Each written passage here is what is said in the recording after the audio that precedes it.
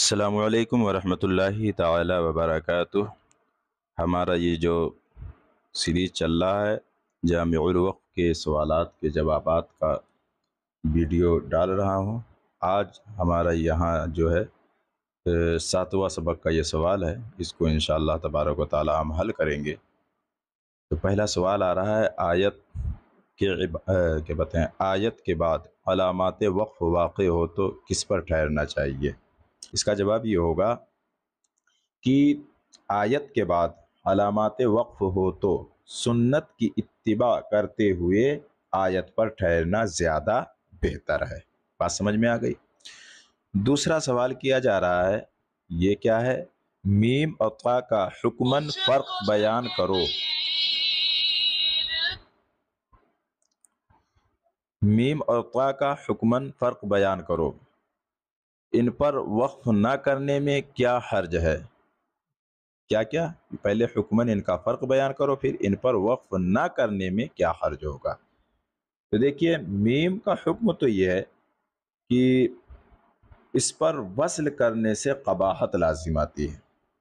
جو میم ہے نا، وقف لازم کی جس کو علامت کہتے ہیں، اس پر وصل کرنے سے قباحت لازم آتی ہے۔ اور طا کا حکم یہ ہے کہ اس پر بوجہ ختم کلام وقف تام ہے، اس وجہ سے اس پر وقف کرنا ضروری ہے، اور وقف نہ کرنے میں حرج یہ ہے کہ اس پر وصل کرنے سے اتصال کلام کا التباس لازم آئے گا۔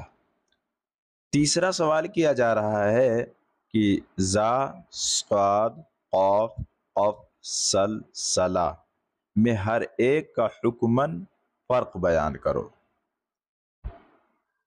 تو یہاں جو ہے یہ زال نہیں، یہ زا ہوگا، زا۔ تو زا کا حکم یہ ہے کہ اس پر وقف کرنے کی اجازت جو ہے دی گئی ہے، جبکہ قویہ علامت جیم وغیرہ جو ہے وہ دور ہوں۔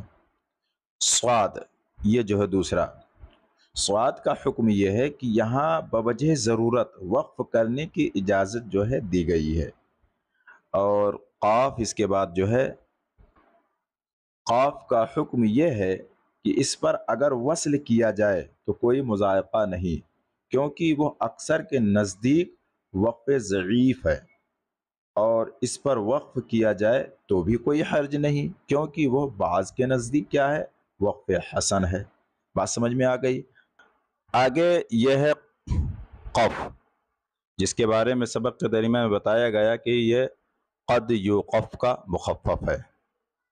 تو جس وقف کے راجح اور مرجوح ہونے میں علماء کا اختلاف ہو، مگر وقف راجح اور وصل مرجوح ہو، تو ایسے وقف کو قد یوقف کہتے ہیں۔ یہ تو تعریف ہے، سوال میں تو نہیں پوچھا گیا ہے، ٹھیک ہے، لیکن تعریف میں نے بتا دیا۔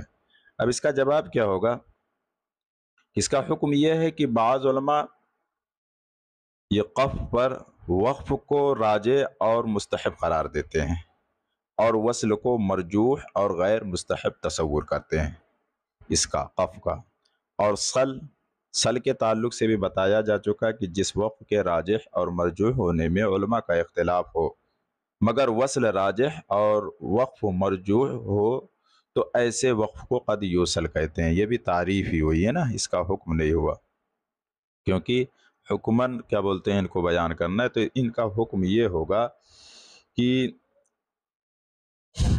کیا بولتے ہیں، سل جو ہے اس پر بعض علماء وقف جو ہے سیاق و سباق کے اعتبار سے وقف کو راجح اور وصل کو مرجوح تصور کرتے ہیں۔ اور آگے ہے صلا۔ صلا کا حکم یہ ہے کہ اکثر علماء وقف سیاق و سباق کے لحاظ سے وصل کو اولا قرار دیتے ہیں، اور بعض علماء وقف سیاق و سباق کے اعتبار سے وقف کو اولا قرار دیتے ہیں۔ اس کے بعد میں 4 نمبر میں ایک سوال کیا گیا کہ آیت لا اور صلا پر وقف کرنے کے بعد ابتدا ہوگی یا اعادہ؟ آیت لا پہ تو ایک چیز اور جان لیجیے، آیت پہ اگر آپ نے وقف کر دیا تو چاہے وہ آیت لا ہو یا آیت صلا ہو یا طا کی علامت اس پہ ہو یا کسی بھی کی علامت ہو، اگر آیت پہ وقف کریں گے تو آیت سے وقف کرنے کے بعد ابتدا ہی کی جائے گی، اعادہ نہیں، ٹھیک ہے؟ چاہے وہ آیت لا ہو یا سل ہو، کوئی بھی ہو، وقف کرنے کے بعد ابتدا ہی ہوگی۔ پانچواں سوال یہ ہے کہ وقف معانقہ کی تعریف اور اس کا حکم بیان کرو۔ تو وقف معانقہ کی تعریف یہ ہے کہ وقف معانقہ کی تعریف یہ ہے کہ جب کسی جگہ قریب قریب تھوڑے فاصلے پر دو وقف اس حیثیت سے ہوں کہ اگر دونوں جگہ وقف کر دیا جائے تو درمیان والا جو کلمہ ہے بے ربط ہو جائے، اور اگر وصل کر دیا جائے تو معنی سمجھنے میں تکلیف کا باعث ہو۔